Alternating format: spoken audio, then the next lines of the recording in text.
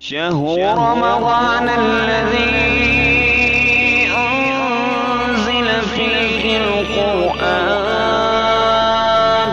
هدى للناس وبينات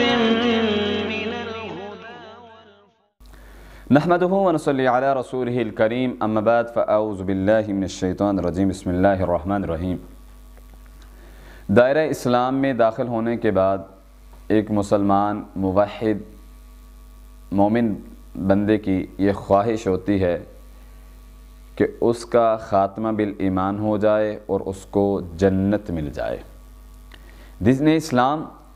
اس قدر خوبصورت دین ہے کہ اس نے کس قدر آسانیاں پیدا فرمائیں، کیسے کیسے اسباب پیدا فرمائے کہ جن کو اختیار کرنے سے انسان دنیا میں ہی جنت کی بشارت حاصل کر سکتا ہے۔ سیدہ ام حبیبہ رضی اللہ تعالی عنہ بیان کرتی ہیں کہ رسول اکرم صلی اللہ علیہ وسلم نے فرمایا ما من عبد مسلم یصلی للہ کل یوم 12 رکعۃ تطوعا بنی لہ بیت فی الجنہ۔ صحیح مسلم کی روایت ہے کہ نبی کریم صلی اللہ علیہ وسلم نے فرمایا جو شخص مسلمان ایک دن میں 12 رکعات کا 12 سنتوں کا اہتمام کرتا ہے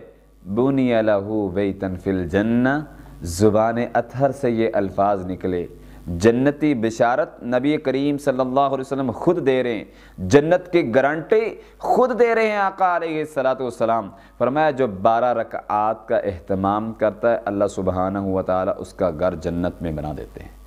اور سنن ترمذی کی روایت ہے نبی کریم صلی اللہ علیہ وسلم نے اس کی مزید وضاحت کا بیان کرتے ہوئے فرمایا وہ 12 رکعات کون سی ہیں؟ فرمایا 4 قبل الظہر ورکعتین بعدها، 4 ظہر کی نماز سے پہلے، ورکعتین بعدها اور 2 نماز ظہر کے بعد، ورکعتین بعد المغرب اور 2 نماز مغرب کے بعد، فرائض کے بعد، اور ایسے ہی ورکعتین بعد العشاء ورکعتین قبل الفجر، 2 عشاء کے بعد اور 2 فجر سے پہلے۔ نبی کائنات صلی اللہ علیہ وسلم نے فرمایا جو ان 12 رکعتوں کو ایک دن میں پڑھتا ہے اللہ سبحانہ و تعالی اس شخص کا گھر جنت میں بنا دیتے ہیں۔ اور سیدہ ام حبیبہ رضی اللہ تعالیٰ عنہ فرماتی ہیں جب سے میں نے یہ روایت سنی، جب سے میں نے یہ حدیث سنی تو آج تک میں نے جو ہے وہ 12 رکعتیں کبھی نہیں چھوڑی۔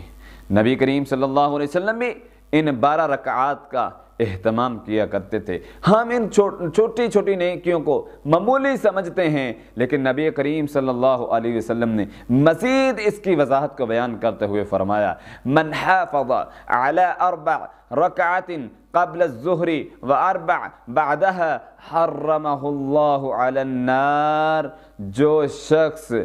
ظہر سے پہلے 4 رکعات یعنی 4 سنتوں کا اہتمام کرتا ہے اور وبعدها 4 رکعہ، فرمایا جو بعد میں بھی 4 رکعتیں پڑھتا ہے حرمہ اللہ علی النار، اللہ نے ایسے شخص پر جہنم کی آگ کو حرام کر دیا ہے۔ جہنم کی آگ کا حرام ہونے کا مطلب یہ ہے کہ یہ انسان جہنم اس پر حرام ہو گئی ہے اور یہ جنت میں چلا جائے گا۔ اور ایسے ہی نبی کریم صلی اللہ علیہ وسلم نے عصر سے پہلے سنتوں کی فضیلت کو بیان کرتے ہوئے فرمایا رحم اللہ امرأ صلی قبل العصر، اللہ ایسے شخص پر رحمتوں کا نزول کرے جو نماز عصر سے پہلے 4 رکعات کا اہتمام کرتا ہے۔